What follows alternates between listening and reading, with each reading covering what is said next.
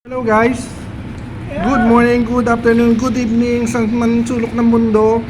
Ito kami ngayon kumakain, napagod, nagpahinga, nagutom, kumain dito sa Alibaba Halal Kebab Indian cuisine. Ito, shawarma style.